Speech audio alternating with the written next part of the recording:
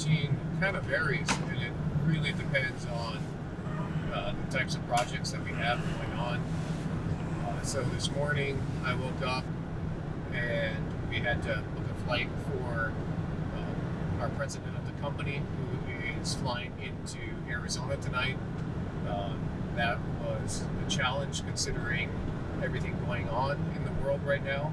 Then I had to load up, get my day set, get all of the equipment and all of the materials I needed for my job today that we did at the client's house.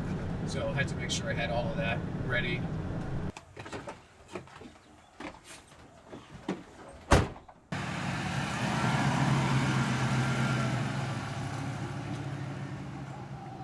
We're loading up and heading out to one of our clients' properties, and we're going to follow up, check on his chemistry. But every day presents different challenges and different tasks, so it definitely varies depending on the needs of the business.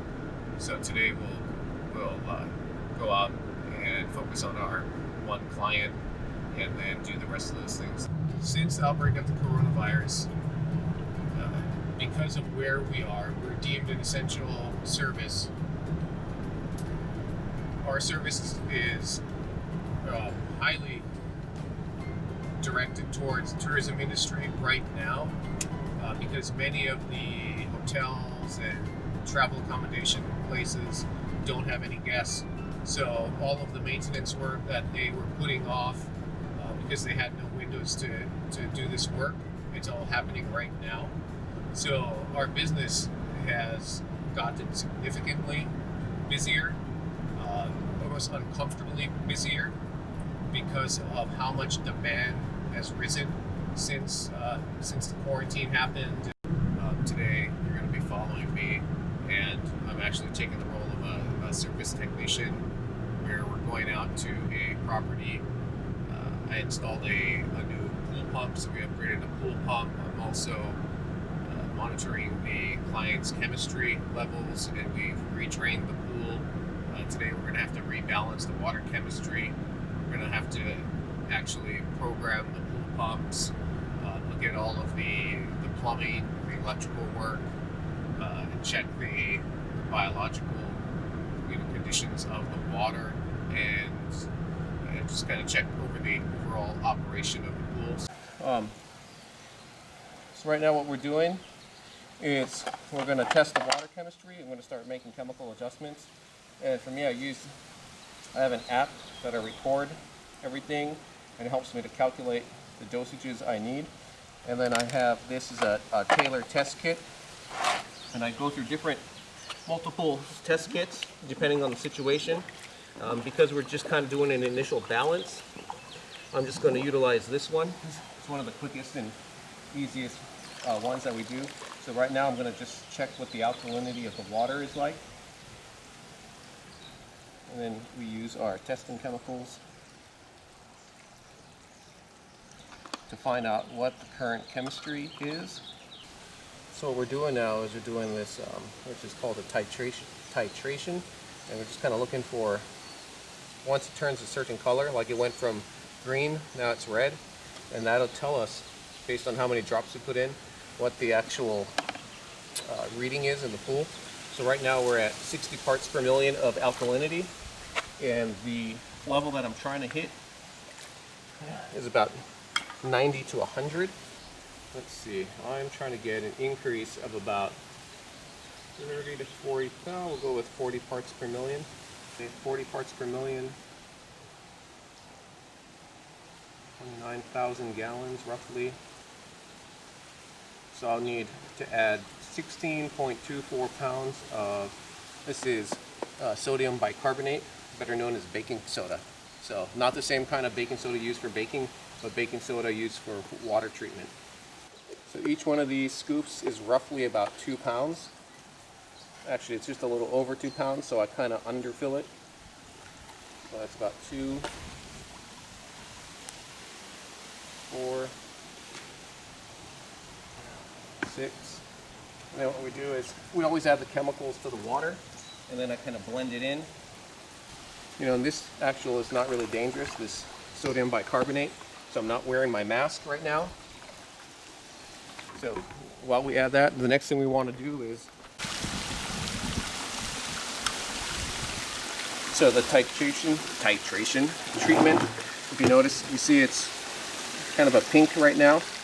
Now when we add this is a reagent. We'll go with 1, 2, 3, 4, 5, and see if it changes colors. And what we're looking for is the color to change from pink to blue. 14, 15, 16. Let's see. Oh, we're starting to change color. You can see that. It kind of went from pink to blue. That was 16. Let's just do another one, see if we get a different, deeper color. So now we're at blue, and that's about 170 parts per million of calcium hardness. So right now we're at a good point. So the next thing we check for is the pH level. We have our pH indicator solution. We'll take 5 drops, kind of swirl it around. Actually, I like to use my cap because this one's a little full. So cover it. So you have that there, and just by looking at it, you can tell there's a high pH because of the color of the red. So what we want to do is add acid to bring the pH level down. So we'll do a drop, maybe 2 drops. 2. Shake it up. Oh, it's getting close. So if you have a pH level here, like a scale, and what we want to do is hit this one right here, this color. So when the color matches, that's kind of how you know. The color will fluctuate if you look at something that's dark, or if you look at something that's white. If you can see that, you can see that you can get a true color if you have a white background. So that's about right. So this is kind of where we want. So that's 2 drops. However, I like to use my little app here.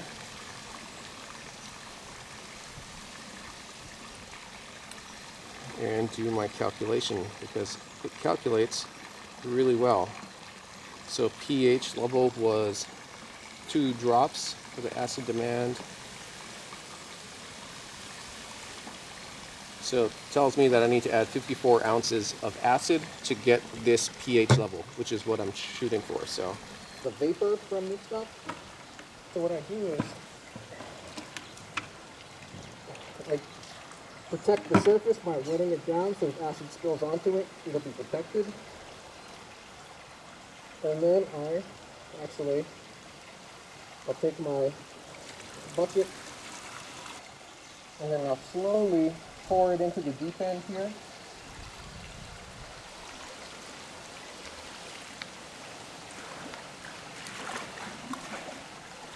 And then here's another question that you might be wondering is, if it's so corrosive, is it safe to swim in because of the acidity?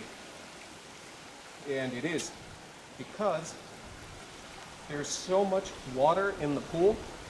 What you're doing is just using the acid to bring down your pH levels, to make it comfortable for swimmers, and to keep it within the saturation index.